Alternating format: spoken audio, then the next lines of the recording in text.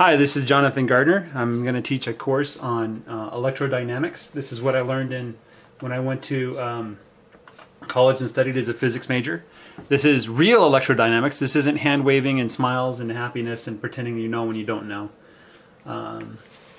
The book that we're going to use, and you need to get this even though it costs a lot of money, is Introduction to Electrodynamics. This book is written by David J. Griffiths. It's a great book. This is probably the best physics textbook you're ever going to find in your entire life. This is the second edition. The third edition came out shortly after I graduated. And there's a fourth edition coming out soon. You can find the second edition if you really want it. I don't believe there's too much difference between the different versions. And to be honest, you probably could get by without the textbook. You won't be able to do the problems, of course, which I think is a major part of learning how physics actually works, but you'd be able to learn at least some of the principles and remember them. What do you need to know? Well, if you want to learn electrodynamics, you have to be proficient in the following fields. One is algebra. You know, if you don't know algebra, you're just going to be completely lost. I can't emphasize that enough. You really have to go out there and learn algebra, get used to moving those symbols around. Another is calculus, but you'd be surprised how little you actually need to know to get through everything. So if you just understand the ideas of calculus, what the limit, the derivative, and the integrals are, that should be enough. The third thing that you're going to need to know is some classical mechanics. Basically what you would pick up in your first year as a physics student or that physics class you have to take as an engineer.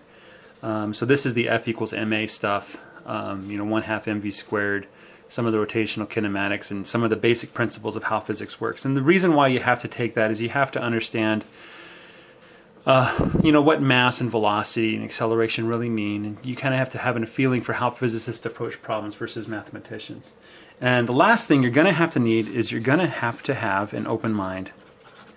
Some of the ideas you're going to learn are completely different than what you think you already know, which is a good thing. When you learn something new, you hopefully eliminate something you thought was true but isn't. So with all of these things, you should be able to do well in this course.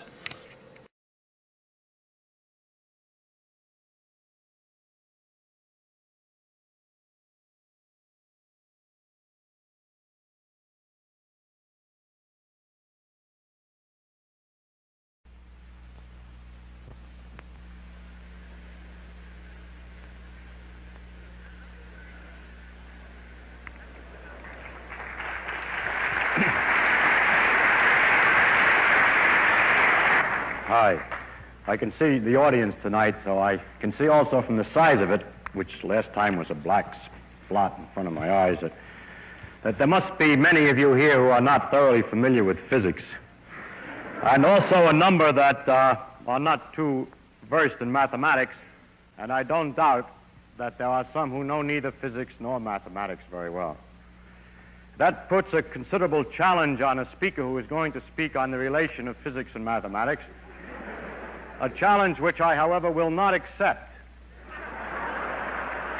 I published the title of the talk in clear and precise language and didn't make it sound like it was something it wasn't. It's the relation of physics and mathematics. And if you find that in some spots it assumes some minor knowledge of physics or mathematics, I cannot help it. It was named. So, it's this way, that if you have a structure that's only partly accurate and something is going to fail, if you write it with just the right axioms, maybe only one axiom fails and the rest remain. Just change one little thing. But if you write it with another set of axioms, they all collapse because they all lean on that. But we can't tell ahead of time, without some intuition and guesswork, as to which is the best way to write it until we find out the new situation. So we must therefore always keep all of the alternative ways of looking at the thing in our heads. So the physicists do Babylonian mathematics and pay little attention to the precise reasoning from fixed axioms. One of the amazing characteristics of nature is this variety of interpretational schemes which is possible. It turns out that it's only possible because the laws are just so unspecial and delicate. For instance, that the law is the inverse square is what permits it to become local. If it were the inverse cube, it couldn't be done this way. that the other end of the equation, that the force is related to the rate of change of the velocity, that's a consequence that permits this kind of, of a way of writing the laws, the minimum principle, because, if, for instance, if the force were proportional to the rate of change of position instead of velocity, you couldn't write it in that way. If you try to modify the laws much, you find you can only write them in a very much fewer ways. I always find that mysterious, and I don't understand the reason why it is that the laws of physics always seem to be possible to be expressed in such a tremendous variety of ways. They seem to be able to get through several wickets at the same time. Now I would like to make a number of remarks on the relation of mathematics and physics, which are a little more general. The first is that the mathematicians only are dealing with the structure of the reasoning, and they do not really care about what they're talking. They don't even need to know what they're talking about, or as they themselves say, or whether what they say is true. Now, I explain that. If you state the axioms, you say, such and such is so, and such is so, and such is so, what then? Then the logic can be carried out without knowing what the such and such words mean. That is, if the statements about the axioms are true, are carefully formulated and complete enough, it is not necessary for the man who's doing the reasoning to have any knowledge of the meaning of these words, and he'll be able to deduce in the same language new conclusions. If I use the word triangle in one of the axioms, there'd be some statement about triangles in the conclusion, whereas the man who's doing the reasoning might not know what the triangle is. But then I can read his thing back and say, oh, a triangle, that's just a three-sided what have you, that's a so-and-so. And so I know this new fact. In other words, mathematicians prepare abstract reasoning that's ready to be used if you will only have a set of axioms about the real world. But the physicist has meaning to all the phrases. And there's a very important thing that a lot of people who study physics that come from mathematics don't appreciate. The physics is not mathematics, and mathematics is not physics. One helps the other. But you have to have some understanding of the connection of the words with the real world. It's necessary to, at the end, to translate what you figured out into English, into the world, into the blocks of copper and glass that you're going to do the experiments with to find out whether the consequences are true. And this is a problem which is not a problem of mathematics at all. I've already mentioned one other relationship that, of course, it's obvious how the mathematical reasonings which have been developed are of great power and use for physicists. That on the other hand, sometimes a physicist's reasoning is useful for mathematicians. Mathematicians also like to make their reasoning as general as possible. If you say, I have a three-dimensional space, ordinary space, I want to talk about ordinary space. You know, you're in it and you measure distances and there are three numbers you need to tell where something is. You go breadth, width, and height, three-dimensional space, and you begin to ask them about theorems. Then they say, now look, if you had a space of n dimensions, then here are the theorems. Well, I say, yeah, but I only want the case 3. Well, substitute n equals 3. And then it turns out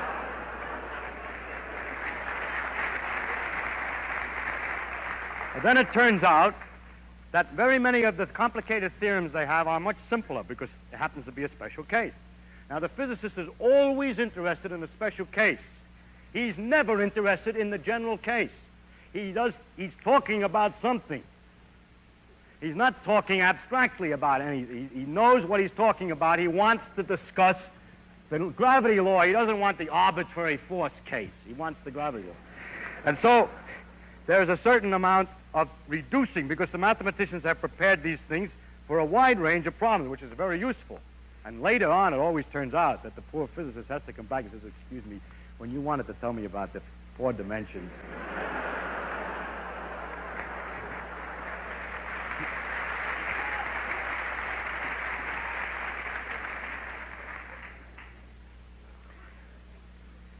Now,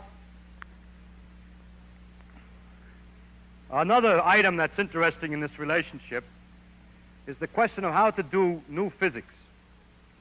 Is it important to have a feeling, a kind of intuition? Oh, I must mention one other item.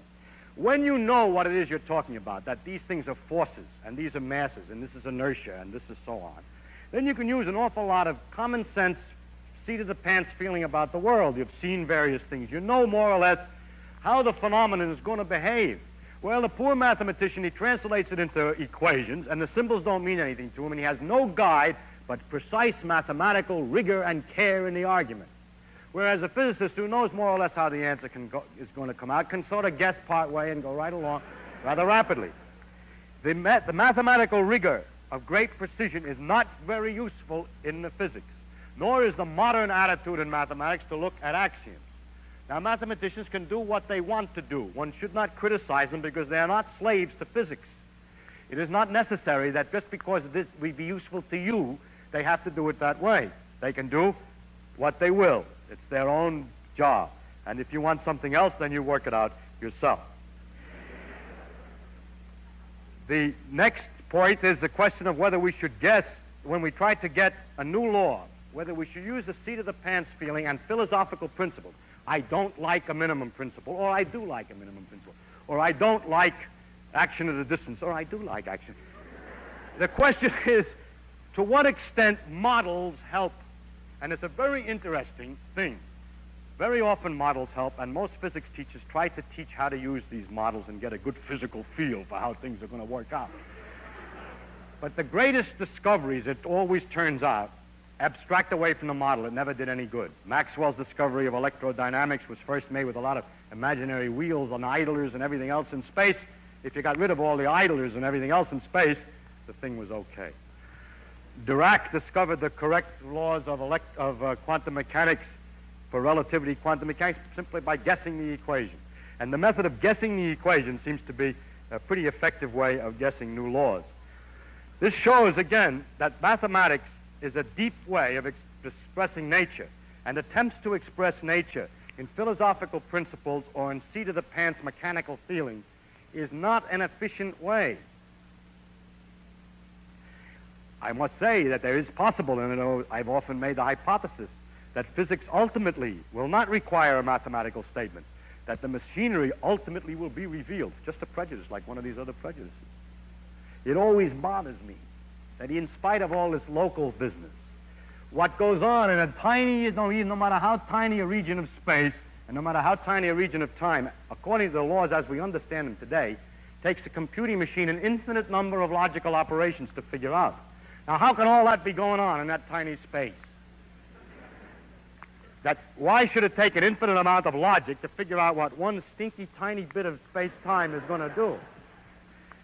And so I made a hypothesis often that the laws are going to turn out to be, in the end, simple like the checkerboard, and that all the complexity is from size. But that is of the same nature as the other speculations that other people make. It says, I like it, you don't like it. It's not good to be too prejudiced about the thing. To summarize, I would use the words of Jeans, who said that the great architect seems to be a mathematician. And for you who don't know mathematics, it's really quite difficult to get a real feeling across up to the beauty, or the deepest beauty of nature. C.P. Snow talked about two cultures. I really think that those two cultures are people who do and people who do not have had this, people who have had and people who have not had this experience of understanding mathematics well enough to appreciate nature once. It's too bad that it has to be mathematics, and that mathematics for some people is hard. When it's reputed, I don't know if it's true, that when one of the kings was trying to learn geometry from Euclid, he complained that it was difficult. And Euclid said that there's no royal road to geometry. And there's no royal road. It's not we cannot, as people who look at this thing as a physicist, cannot convert this thing to any other language. You have, if you want to discuss nature, to learn about nature and to appreciate nature, it's necessary to find out the language that she speaks in. She offers her information only in one form. We are not so unhumble as to say, demand that she change before we pay any attention. It seems to me that it's like all the intellectual arguments that you can make would not in any way, or very, very little, will communicate to deaf ears what music, the experience of music really is. And all the intellectual arguments in the world will not convince those of the other culture. The philosophers who try to teach you by telling you qualitatively about this thing. Me, who's trying to describe it to you, but it's not getting across because it's impossible. We're talking to deaf ears. And it's when it's perhaps that the horizons are limited, which permits such people to imagine that the center of the universe of interest is man. Thank you.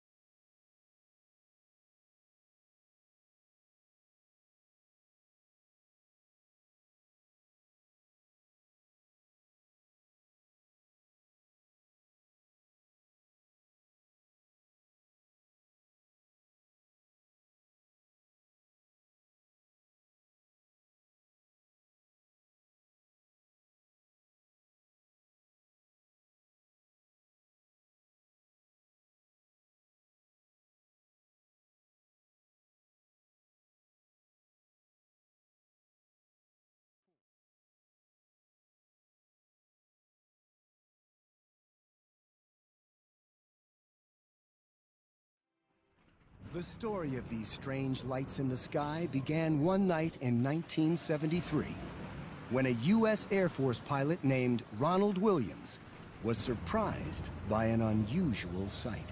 There was a typhoon over the South China Sea. I happened to be flying over the typhoon, and as I was going right towards the center of the typhoon, there was a big thunderstorm just off the center of the typhoon. All of a sudden, just by accident, I was watching it, because if I'd have been doing anything else, I wouldn't have saw it. Williams saw a bolt of lightning go straight up from the top of the clouds.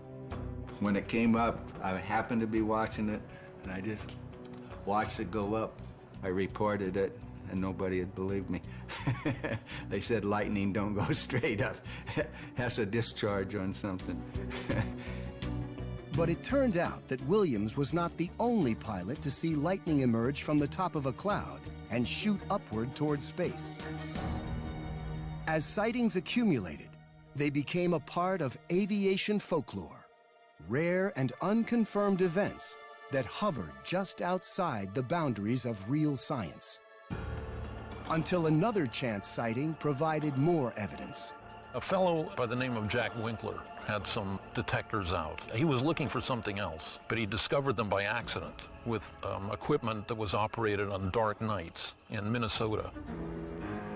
While testing a low-light video camera in 1989, Jack Winkler and a team at the University of Minnesota accidentally captured a black and white image that seemed to show the elusive upward lightning the pilots had described. Fittingly, this ethereal phenomenon became known as a sprite, a whimsical name that captures its fleeting nature. These giant pillars of light sparked an intensified interest in lightning and the dangers it presents to spacecraft during launch or landing.